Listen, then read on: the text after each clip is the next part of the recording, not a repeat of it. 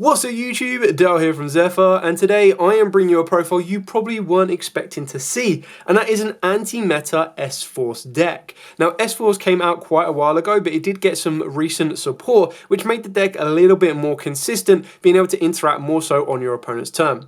Now this deck is actually really good at being able to take away the graveyard, which is quite a big anti-meta strategy for this current format. Now I'm not saying you're going to take this deck to your locals and absolutely start rinsing it, however this deck, especially with not a lot of people knowing exactly what it does, can definitely catch a lot of people off guard and is still really fun and powerful to play. Now whether you're going to use it in normal TCG or whether you're going to use it in Master Duel, it can be a very fun and cheap option to put together and have a bit of fun with. So with all of that out of the way, please smash that like button, hit that notification bell and subscribe so you don't miss out on any more upcoming content.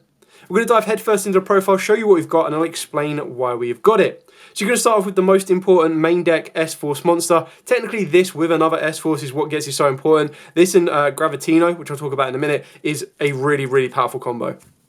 So S-Force Rapper is the only main deck secret monster of the entire S-Force kind of lineup, and each of your opponent's monsters in the same column as one of your S-Force monsters can only target that monster for attacks. And you do get a nice little loop or a little lock if you have the S-Force Rapper on the board and then you have Night Class or Night Chase on board, which is the more recent Link 1 monster. This one is each of your opponent's monsters in the same column as one of your S-Force monsters cannot target that monster in the same column for attacks. So when they are forced to only attack the ones in the same column and then you're using Night Chase to say they can't, you set up a nice little lock that they can't actually attack you. So really kind of cool little loophole there on that one. On top of that, what this one is going to give you the most effect for is it gives you the ability as a quick effect to banish an S-Force card from the hand to return this card to the hand, and if you do, special summon an S-Force monster from your deck in defense, except itself. Now the biggest downside of this is this card really needed to be a Psychic, and then E-Telly would have been beautiful, but they decided to make the Psychic a level 5, so it couldn't be E-Tellied out. Understandably so, because this card's really good. So this is the ideal one you want to be banishing from the hand with your S-Force Rapper, because when you do so, S-Force will then, or Rapper will summon one from the deck, which will be your Platina, and Platina will then be able to summon back the Gravitino. So Gravitino is, if it is normal or special summoned, you get to add an S-Force card from the deck to the hand, and that's going to basically allow you to add either the field spell for a little bit of protection and searchability, or you're going to be adding the trap card, which gives you the ability to bounce, and has an additional effect that I'll explain later on. On top of that, with each of your opponent's monsters in the same column as one of your S-Force monsters is banished when it leaves the field, which is why you can see versions of this playing stuff like Compulse, because even though it bounces it back to the hand, it leaves the field, and as long as it's in the same column, or it was in the same column as an S-Force monster, it will actually be banished, which is really good. And then of course we've got the 2 Platina. So this is the ideal one because when this is summoned, you get to target one of your banished S-Force monsters except itself and special summon it. So this is why it can also be utilized off of the back of the S-Force Night Chase, because you're going to be able to go into this, and then as a quick effect during the main phase, you can turn bounce this back to the extra deck and then summon out the Platina, and that will give you the Gravitino combo again, because then you're basically just constantly being able to search resource. On top of that, each monster in the same column as an S-Force monster loses 600 attack, which is really important because these aren't exactly the strongest monsters in terms of attack stats. The strongest monster you do have is your S-Force Justify, which is 2600. Everything else in the main deck, the highest it goes up to is 22, 24 if you include the Laplac, which we'll talk about a little bit later on as well.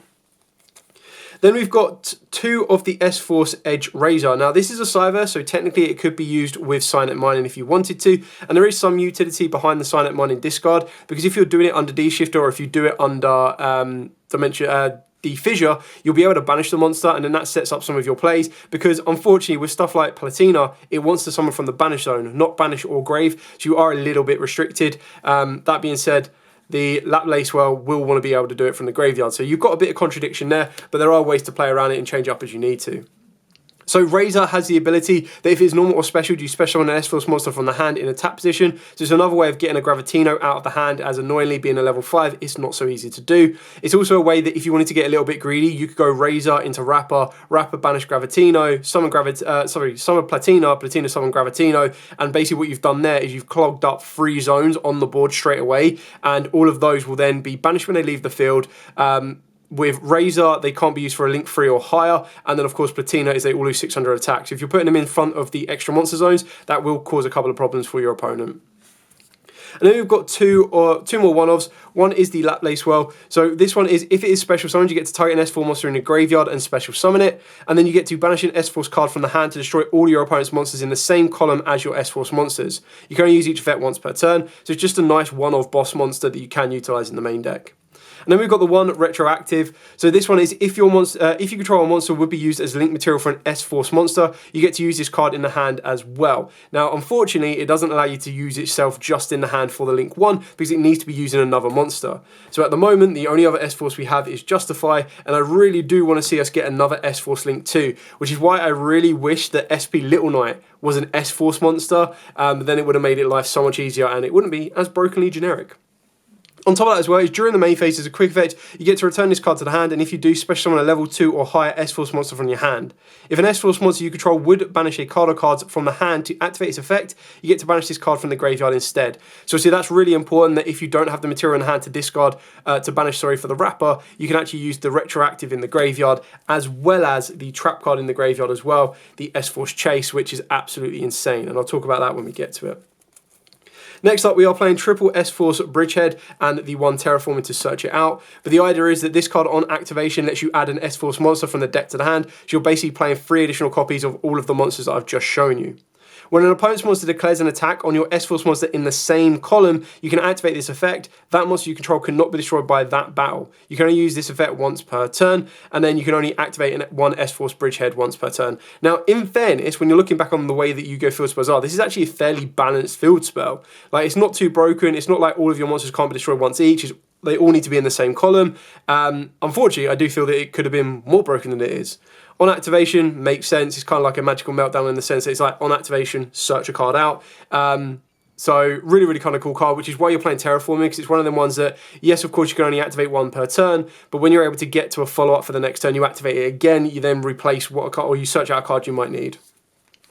We've then got 2 S-Force Showdown. Now, the artwork might look a little bit familiar with you because it does actually have Time Thief Reader in the background, which is really, really cool. The whole lore kind of overlaps. You've got like IP Masquerade Knight, SP Little Knight, Time Thief Reader, and then of course you've got the S-Force, which is all about transversing time and space, which is really cool. So you activate one of the following effects: you special summon an S-Force monster from the hand in defense, or you target an S-Force monster in your graveyard and add it to the hand. Now, because we are playing an anti-meta style deck, we are utilizing stuff like D-Shifter and D-Fissure just to make sure that our monsters aren't actually going to the graveyard. You could use Macrocosmo, but ultimately you do want the next card, which is the S-Force Chase, to hit the graveyard, which is why D-Shifter is a kind of a cool hand trap to go first, because you activate that, you're locking out your opponent, it comes back to your turn, you're going to search out an S-Force Chase, you're going to set it, and then by that point the D-Shifter is worn off, and then this will end up in the graveyard.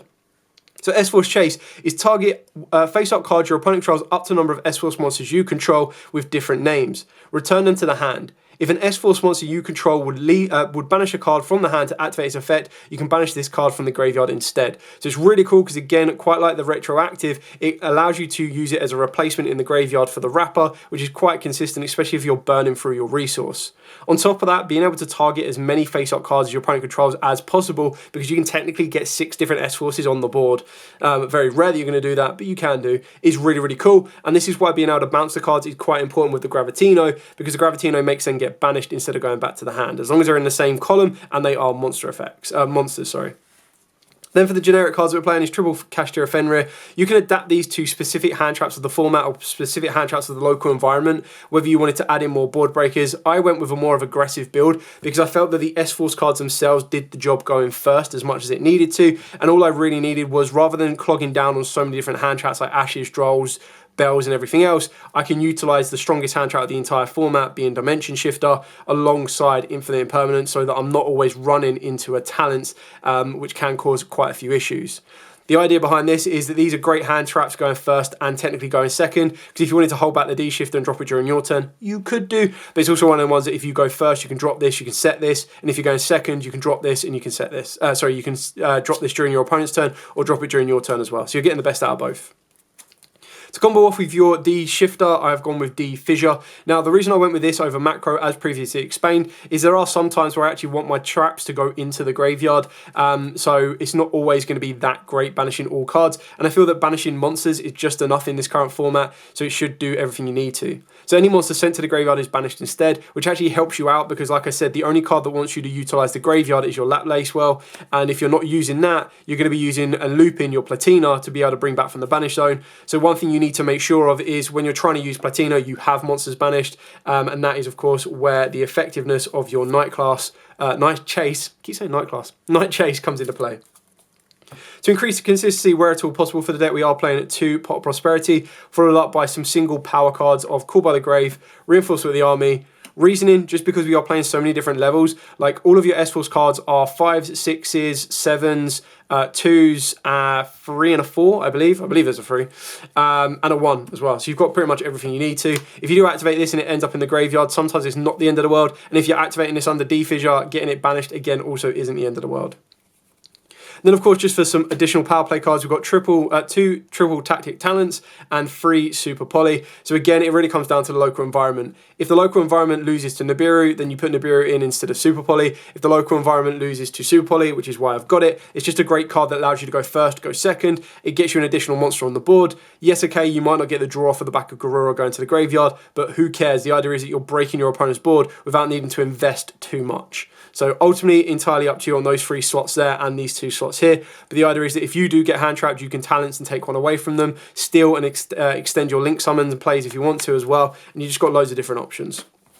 So that's it for the main deck. Moving on to the extra deck. So for the extra deck, unfortunately, we only have 2 S-Force monsters. So we've gone with 1 of the S-Force Justify. This is your main boss monster, and it requires 3 effect monsters, including an S-Force monster. So you can use any other monsters you want to, as long as one of them is an S-Force. It does specifically require 3, which is a bit of a pain in the backside, because that means that there's no way of going into a Link 2 and then utilising it without reducing that Link 2's value to 1. So this one has a great ability, as I just chuck runic cards all over the board, standard. You cannot summon or set monsters to the zone it points to, which is absolutely fine, because unless you're going to be putting it down into the zone which points up to an extra monster zone when you bring it back from the graveyard or the banish zone with Platina or Laplac, you're pretty much going to be able to put it into your opponent's zone. Now, obviously, it doesn't stop them summoning into it, which is a big annoyance, but the idea is that what it's going to give you the ability for is, as a quick effect, to target a face-out effect monster your opponent controls, negate its effect until the end of the turn, and then you can move it to one of the monster zones, or any of the monster zones this points to. So obviously, the idea is that if you've got something like, if your opponent's trying to play around it, and they're trying to put all their monsters on the right-hand side, so that it doesn't go to a zone that this points to, or isn't in front of a S-Force monster, you activate Justify, you get to negate it and then move it into a zone you want it to. And the ideal zone to put it into will be in front of an S-Force monster and a zone this card points to, because of the following effect. On top of that, at the start of the damage step, if this card attacks, you get to banish all monsters this card points to. So the idea is that if they're trying to avoid going into a zone because you've got S-Forces there that are all going to use effects on them, you summon down a Justify, and then Justify can pretty much attack and then clear those 3 monsters off, and then you've got your other 2 S-Forces going in directly for damage. We've then got 2 of the brand new one, S-Force Night Chase. Now, you can arguably play this at 1 if you wanted to, because you do loop it back very consistently, but there are those times that if your opponent negates it or clears it off the board, you kind of want to go into a second one. Now, annoyingly, it does need 1 non-link S-Force monster, which is kind of okay, because you don't really want to turn an S-Force Justify into this, but I really do want a S-Force Link 2, which would be cool in the future. So each of your opponent's monsters in the same column as your S-Force monsters cannot target the monster in the same column for attacks. During the main phase, quick effect, you get to target an S-Force monster you control, including itself, shuffle it into the deck, and then you get to special summon one of your banished S-Force monsters. So like I've said before, the idea is that you will target itself, so you'll basically turn Platina into this, so that during your opponent's turn, you can then activate this to target the Platina that is banished, summon the Platina back, and then that can then summon one of your other banished cards, which if you're under D-Fissure or D-Shifter, you would have been able to set up quite a few targets. Obviously, Platina is the ideal one, but if you can't go for that because it's not banished, you can go for stuff like your Gravitino. If your opponent tries to clear your board off or anything like that, you have ways of being able to bring it back and still get some form of resource out of it. For the other generic links, we are playing 1 access code, Selene, Dart the Dart Charmer, IP Masquerena, SP Little Knight. SP Little Knight looks familiar, and I wonder why. It is because technically it is S-Force Rapper. There you go. So that is how the lore is connected, which is really, really fun. Then on top of that as well, we are playing a very small fire package of Salamangreat Almirage, because if this gets negated, technically you can turn it into Almirage as long as you normal summoned it, and in doing so, as long as you've got an extender, something like the spell card or Fenrir, you can then go into a heater. If your opponent has ashed you, so let's say they've ashed you on the wrapper, you then go, okay, cool, well, we'll go Almirage, get my extender on the board, or get my extender first, either way you want to do it. Link both of those two into heater. Heater, steal the Ash Blossom, go into a princess, and then you can bring back one of your fire monsters, which will be one of these, and then you get to go into an Amber Whale, and you've basically set up a nice little bit of a graveyard play. Now, obviously, this is specific to not already having D-Shifter in play or D-Fissure in rotation, so it's something you need to keep in mind of, and it can easily be taken out for more targets for Super Poly if you want to, or just some more generic plays. Speaking of Super Poly, we're just playing the generic baseline 3 of Garura, Starving Venom, and Mud Dragon. Of course, if your local environment is Yubel all over the place, then of course you can use Loving Defender. If it is more affected by the Agnista deck, if it is more affected by the Draco-esque fusion monster, then of course you can play those as well.